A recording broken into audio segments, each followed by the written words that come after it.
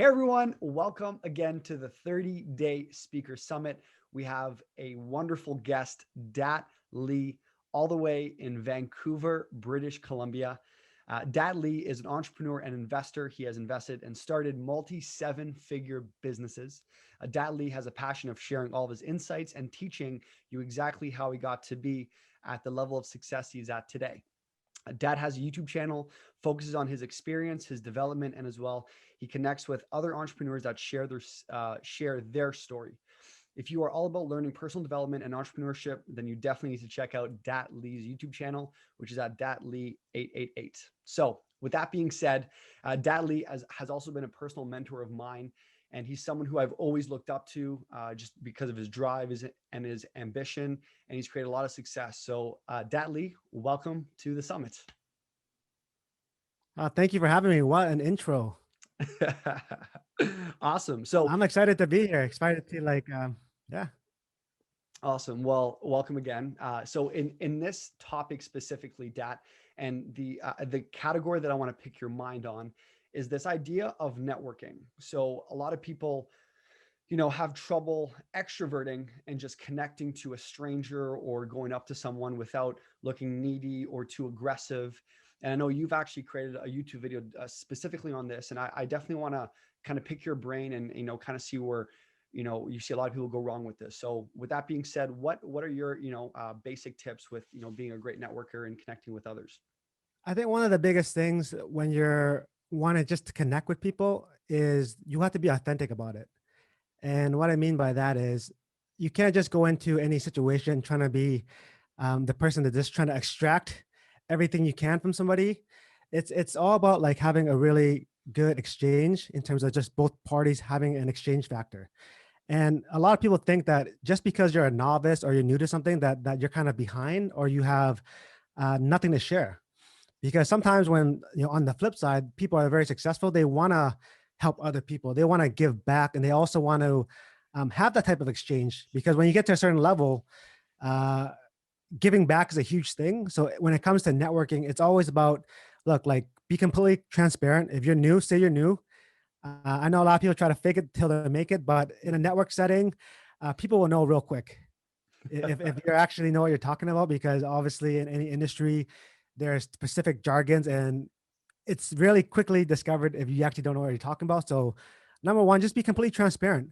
And people really, um, they admire someone that just is able to say that they're new and they're trying to learn something. There's no shame in saying like where you are or like what you're aiming to do. Mhm. So number one would be just be transparent, and go in it with being able to offer something in return.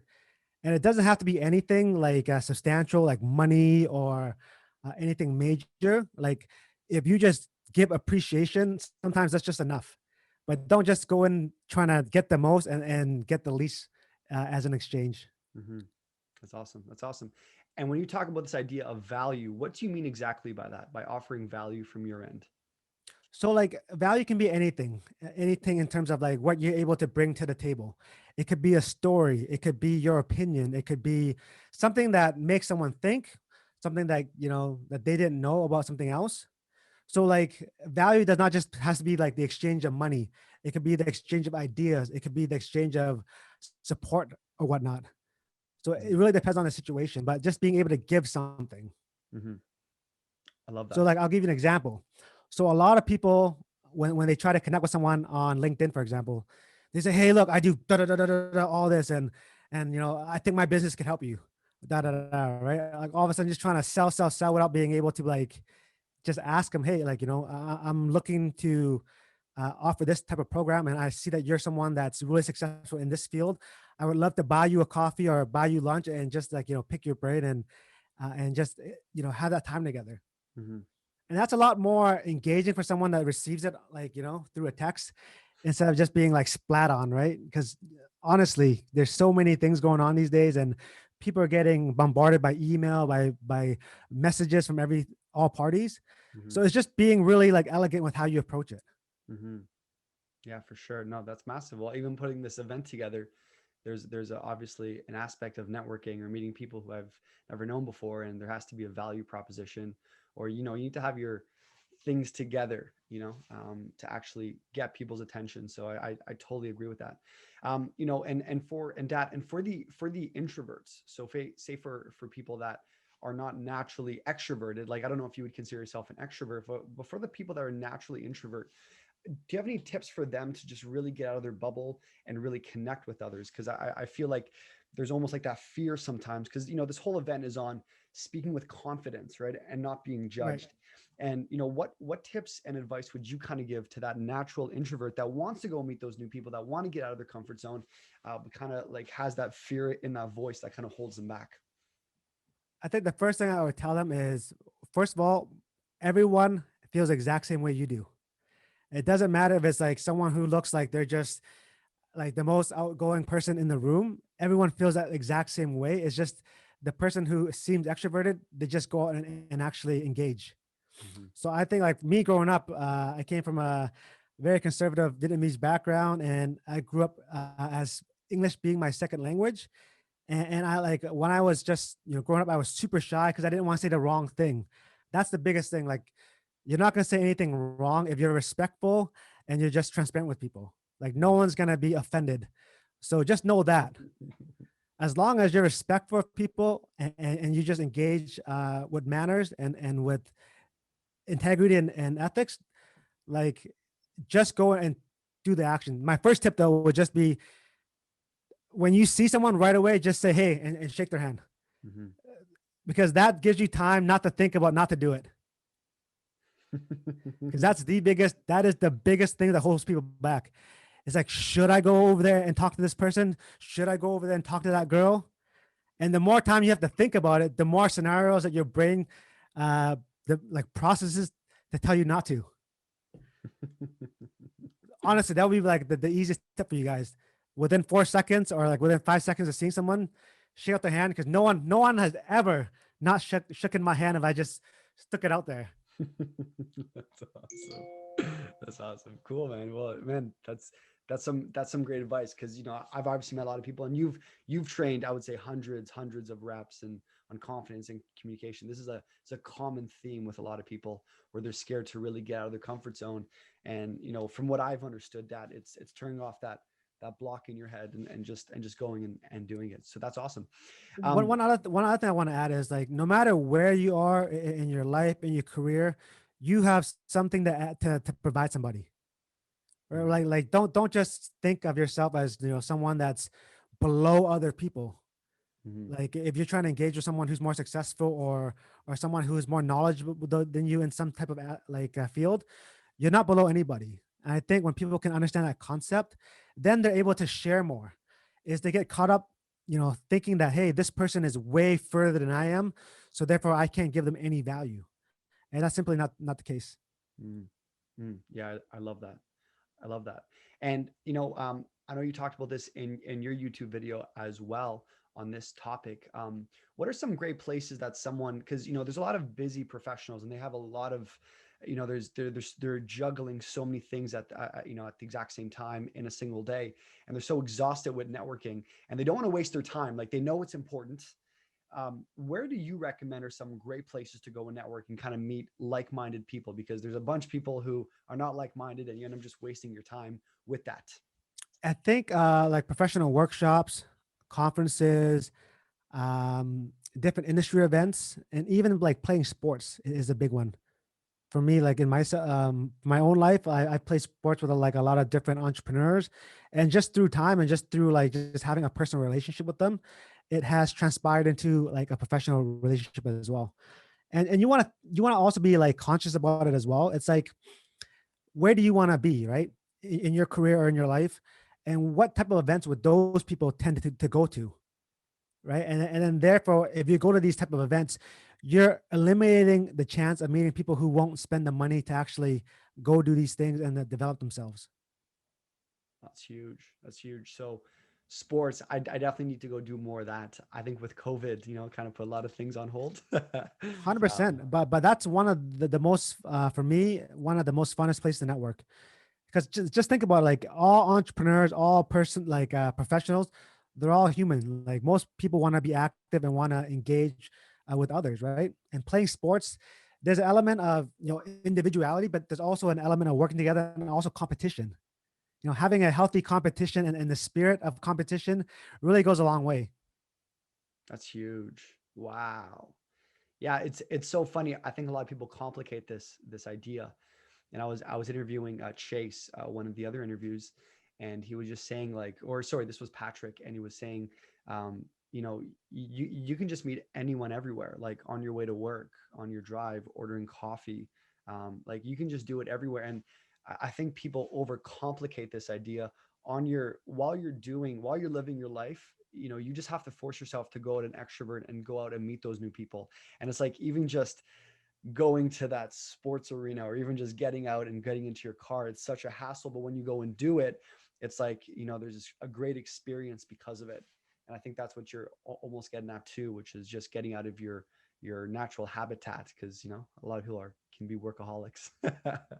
Yeah, and I think like most people, depending on their experience in life, especially when you transition from like elementary school, if you go went to a middle school or directly to a high school, there's always kind of like this change period where people have to meet new friends, and it can be scary depending on like if they had a lot of like friends prior at their other school, and it just goes on and on. And for me, I've been in school for like so long in terms of just elementary, then I went to a middle school, then I went to a high school, then I went to post-secondary education. So if I just like, it's always the same. All people have like the fear of being judged, but it's all about just being able to say, hey, look, like that person's not going to be upset if I just say hi to them. Hmm. No one in the history of mankind has been angry when someone just, greets them and just wants to get to know them. Yeah. And that's something that like we all just need to take a step back and just realize like everyone actually wants to make friends. Hmm. And some people just have a little bit more courage and experience doing it. Hmm. But like networking and communication is just like any other muscle. Hmm. The more you do it, the better you got at it. Mm. Yeah, I love that. And Dad, I'm going to take a little bit of a different approach with this question right here, because you're someone who's very good on the spot. And I don't know, you probably don't take that for granted, but you're someone who's very quick, and you're someone who has that ability to just kind of put his words together and come out very, I don't want to say attractive, but like you have your stuff together. And that is a skill a lot of people would love to have, where you put them on the spot and they just know how to say the right words at the right time.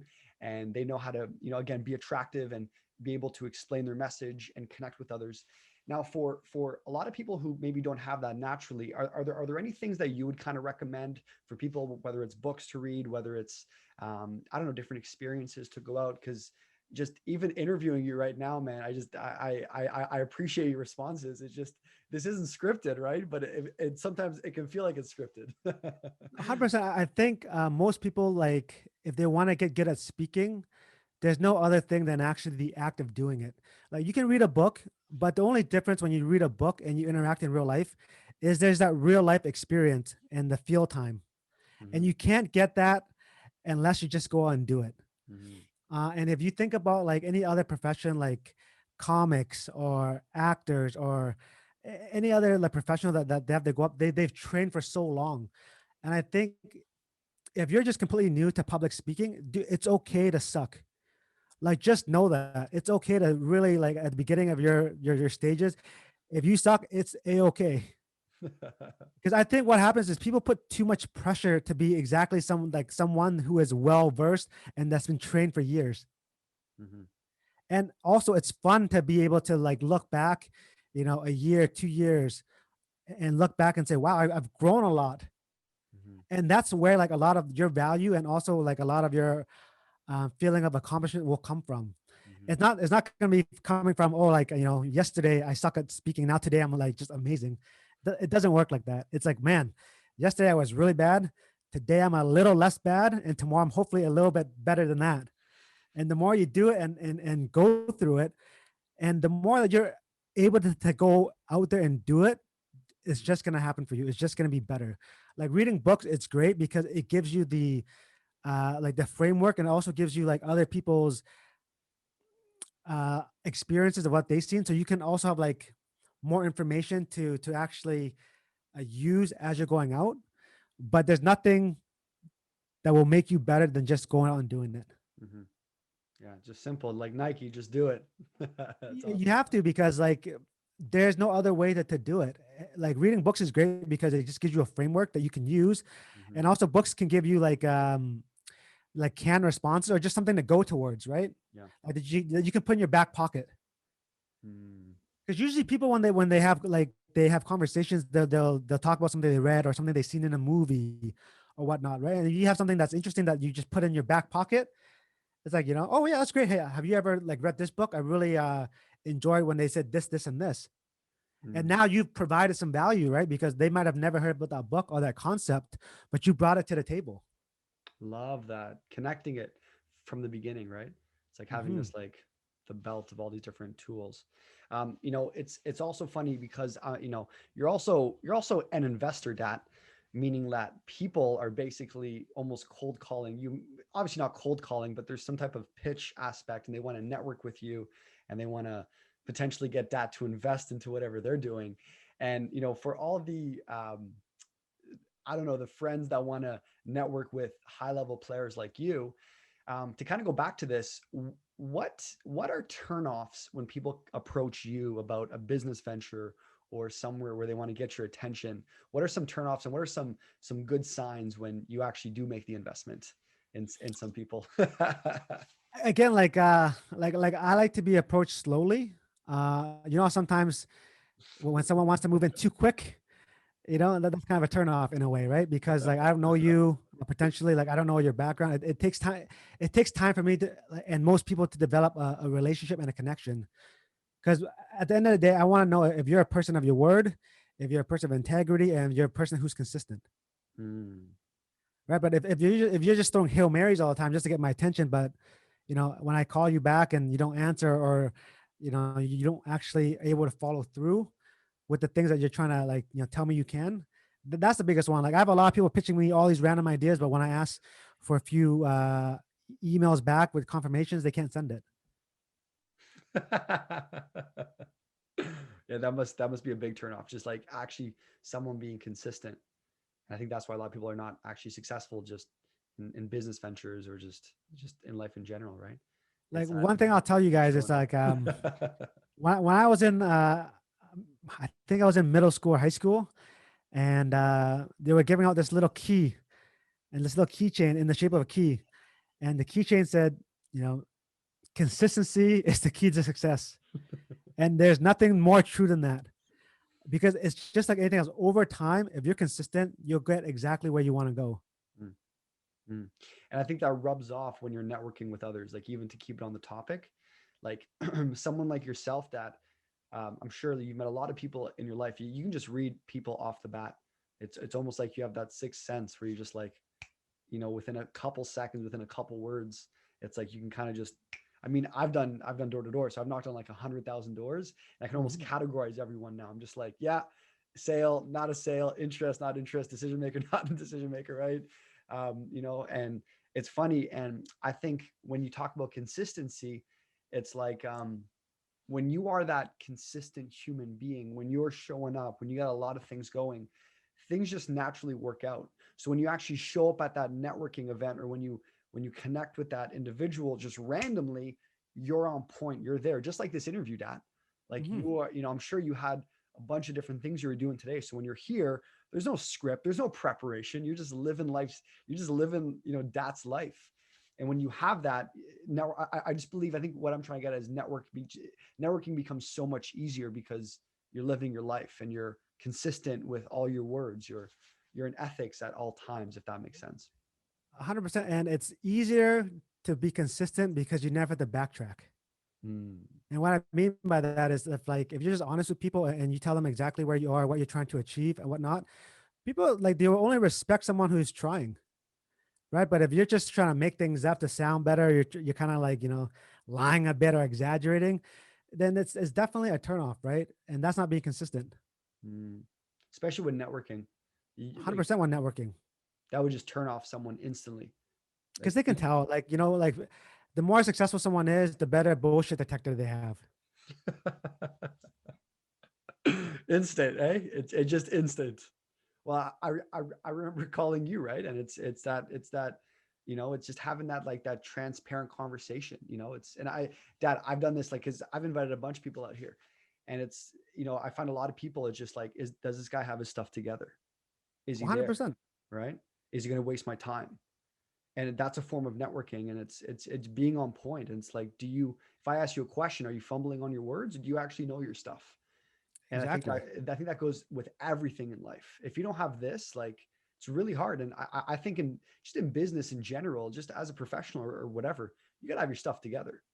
Like, and you got to be able to explain yourself on the spot. I think I learned this from you and other people that I used to work with. It's like, what's the answer? And you better know it. And if you don't know it, why don't you know Exactly. And networking is very similar to that, especially if you want to network with the right people. Not with the wrong people, that's a whole nother conversation. But if you want to find the right people in your network, I think that's the whole idea behind this category. Yeah, and also like networking is just not a one day thing or a one event thing, right? Like obviously you want to build a relationship. It takes obviously numerous attempts and obviously cultivation to build that relationship with someone. So go in there with a mindset of building a long lasting relationship, not just a one night connection. Yeah. Yeah. Not a one night stand.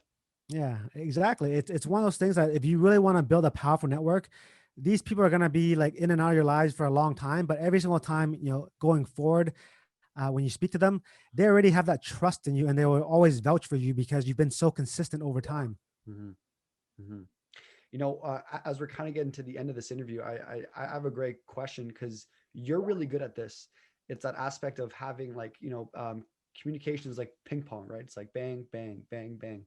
I think what a lot of people do wrong is they just talk a lot, or they don't talk at all. And I would love to pick your brain on this, of what is a good balance between talking too much or not talking enough, because there has to be a great aspect of both to, again, build the right networks and whatever this situation is. I think if you just listen first and then like give feedback, that will always do you well. I know a lot of people just want to just like unload all they got on the conversation and have nothing left to offer after. But it's just, again, take the conversation slow, right? Give the other person a chance to speak and go back and forth. And as you guys will like develop your ability to communicate, you'll know when to pause and ask the other person a question and when to, when to let them lead, right? Mm, So that comes with a lot more time too, and developing your ability as a speaker in your own way, a mm. conversationalist. Do you recommend any jobs specifically? Do you recommend any decisions that someone should make to kind of go down to learn this skill? I don't Well, usually I say think, just do it. Go ahead. yeah, like if you're in sales, sales is probably one of the best skills to have because it all comes down to being able to sell your thoughts, sell yourself, sell the product, also sell the person on the idea of how this product or service can benefit them. So selling is always definitely a good uh, entry way to get into communication, like marketing as well. Mm, Marketing and sales go hand in hand. I would say sales, like if you got like a door-to-door job, that's definitely like in-person selling. If you were to do writing like marketing copy, that's more like of the sales copy written type of format. But just understanding the psychology of communicating is huge. mm. Love that. This was awesome, man. If you guys are taking notes, that just dropped a lot of fire, man. That's awesome. So that as we start to wrap up this interview, is there any last thoughts that you want to give to the viewers right now when it comes to networking, when it comes to just communicating your words effectively, and finding the right people, and being able to you know be attractive in that situation to catch their attention? Yeah, number one is keep coming to events like this that is helping you elevate and helping you understand critical parts of your life, like communication, like having confidence, like really understanding where your value as a person comes from. From that, you'll really start to like know exactly what type of standards you have as a person, and you can start eliminating things that you don't really have the value for. What I mean is like, are you keeping someone in your life just because they've been around for a long time, or are you keeping them in your life because they're actually a good person that you want to, remain friends with and continuously build your bond with, right? So, keep doing anything and everything to empower yourself to make better decisions and know that you have full control of all areas in your life. And if you right now think that you're a shy person who can't be extrovert, believe me, if you just put in your mind that you're going to be an extrovert and put the time to do it, it's just going to come. I love that. That's awesome. That's amazing. Well, Dat, thank you so much. I'm very grateful for you to actually jump on and share your wisdom and knowledge. Again, my name is Daniel Francis. Dat, they can, if they want to learn more about you and kind of your mindset, is the best place YouTube/Dat Lee 888. Yeah, right now you can just go on my YouTube, and then also I'm getting like another website built, datly.io. It's in the works, but just check out my YouTube for now and connect with me on Facebook or LinkedIn as well. Awesome. Well, thank you so much, Dat Lee. That was awesome. Again, for all the viewers, we are in the 30-day speaker summit. Be sure to click the next video for the next interview, and we will see you then.